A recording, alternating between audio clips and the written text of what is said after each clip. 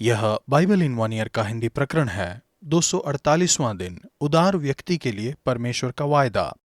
मैं इतना खुश थी कि मेरी आंखों से आंसू निकल आए। मैं बहुत ही उत्साहित हूं कि शायद से हमें फोकस हमारे चर्च की छुट्टियां में जाने का अवसर मिले। मुझे अपने बच्चों के चेहरे देखना बहुत पसंद है जब मैं उन्हें इसके बारे में बताती हूं। हमारी मंडली की एक महिला की यह प्रतिक्रिया थी, जिनके 2 छोटे बच्चे हैं। जब उन्होंने सुना कि फोकस में आने के लिए उन्हें इसकी कीमत में छूट दी जाएगी। सप्ताह के अंत में उन्होंने लिखा, यह सबसे सर्वश्रेष्ठ छुट्टियां जो एक परिवार के रूप में हमने बिताई। मैं बहुत खुश हूं।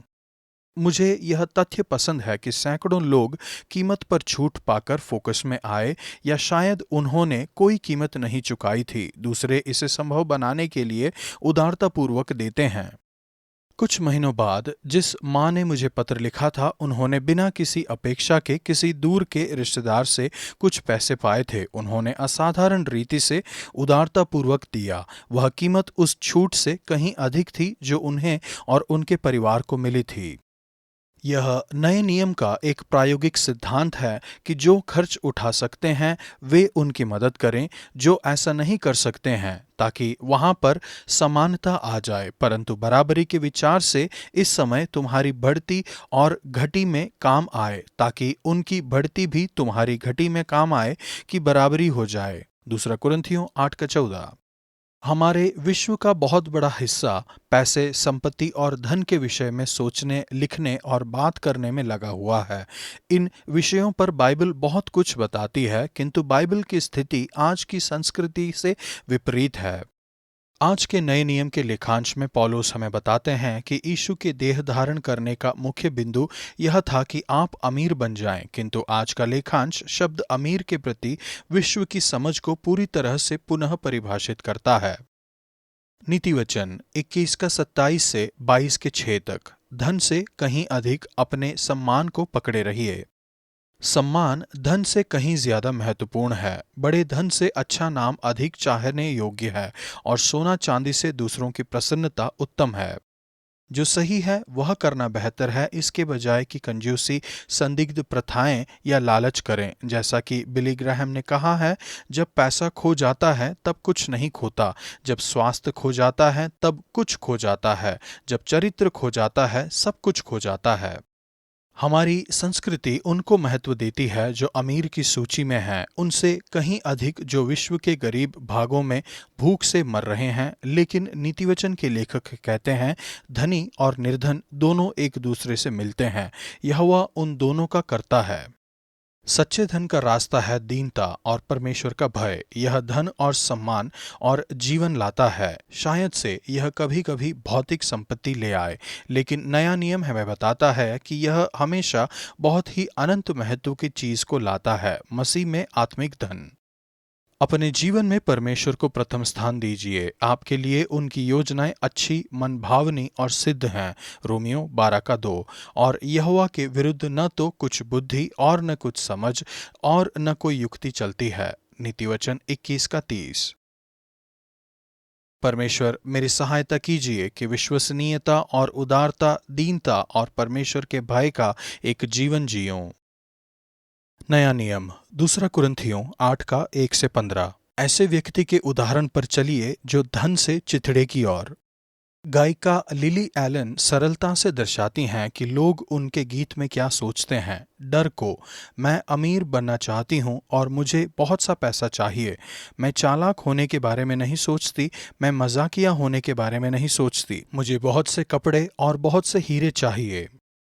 कुछ लोग अमीर बनना चाहते हैं। लोगों के ऐसे बहुत से उदाहरण हैं जो चिथड़ों से निकलकर अमीर बन गए, किंतु ऐसे कुछ ही लोग हैं जिन्होंने सोच समझकर धन से चिथड़ों की ओर जाना चुना। फिर भी हमारे विश्वास के बीच में ऐसे कोई हैं जिसने बिल्कुल यही करना चुना। तुम हमारे प्रभु मसीह का अनुग्रह जानते हो कि वह धनी होकर भी तुम्हारे लिए कंगाल बन गया, ताकि उसके कंगाल हो जाने से तुम धनी हो जाओ। यह सुसमाचार का हृदय है। यीशु वह उदाहरण है जिनके पीछे हमें चलना है। न केवल उन्होंने पृथ्वी के जीवन के लिए स्वर्ग के धन को छोड़ा, लेकिन उस पृथ्वी के जीवन में उन्होंने गरीबी में पैदा होना चुना और अत्यधिक गरीबी में मर गए।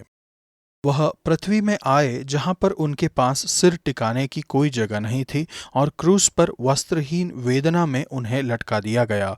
उन्होंने यह किया ताकि आप अमीर बन जाएं, ताकि आपके पास मसीह का सारा आत्मिक खजाना हो। यीशु ने हमें महान उदारता का सर्वोच्च उदाहरण दिया है और दर्शाया कि अमीर बनने का क्या अर्थ है।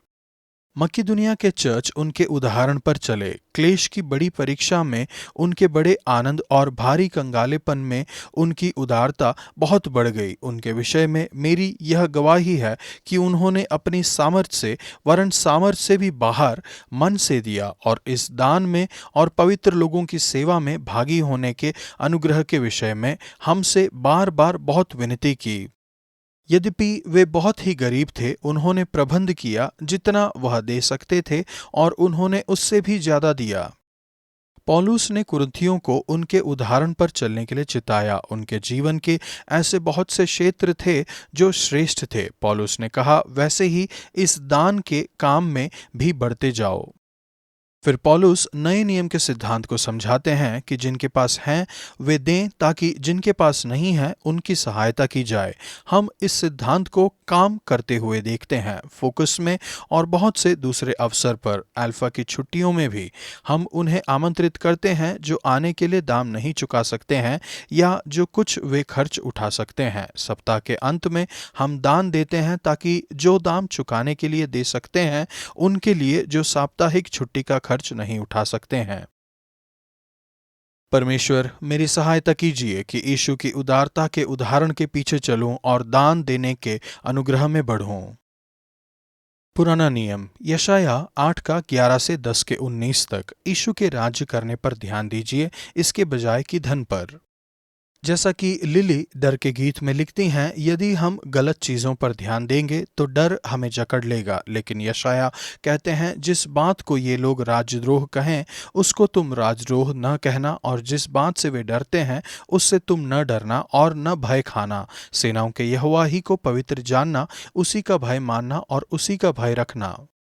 यशाया ओझाओं, टोन्हों और मुर्दों से पूछने के विरुद्ध चेतावनी देते हैं। उसने कहा, नहीं, हम वचनों का अध्ययन करेंगे। जो लोग दूसरे मार्ग पर चलने की कोशिश करते हैं वे कहीं नहीं पहुंचते। एक मृत अंत, एक खाली दीवार, एक खाली छेद, वे घोर अंधकार में ढकेल दिए जाएंगे। वह घमंड और कठोरता के विरुद्ध भी चेतावनी देते हैं। इसके अतिरिक्त धन के विषय में उनके पास कहने के लिए बहुत कुछ है।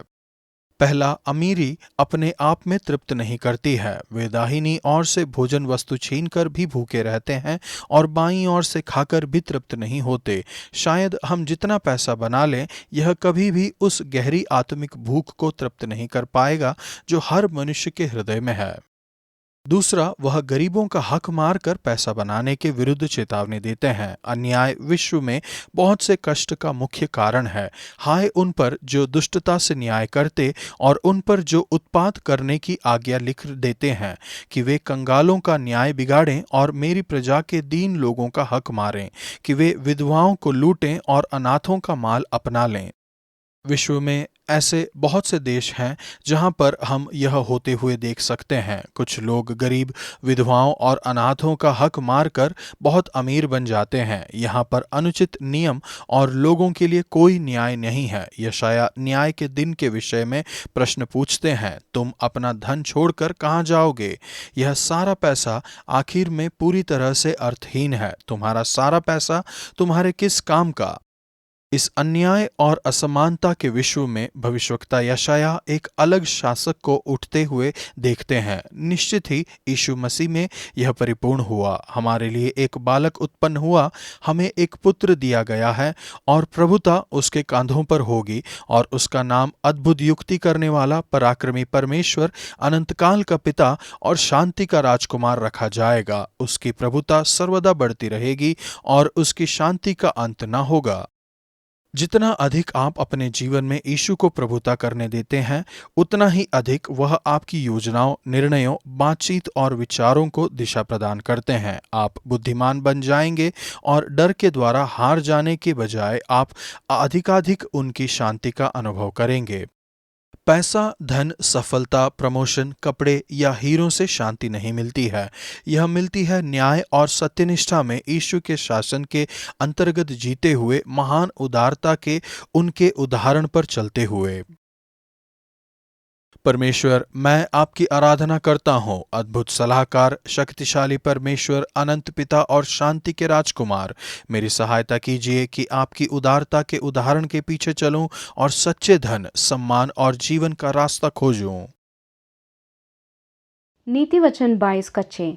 लड़के को उसी मार्ग की शिक्षा दे जिसमें उसको चलना चाहिए, और वो बुढ़ापे में भी उससे ना हटेगा। मैं उन सभी की बहुत आभारी हूँ जिन्होंने हमारे बच्चों में अपना समय, प्रेम और प्रार्थनाएं निवेश की।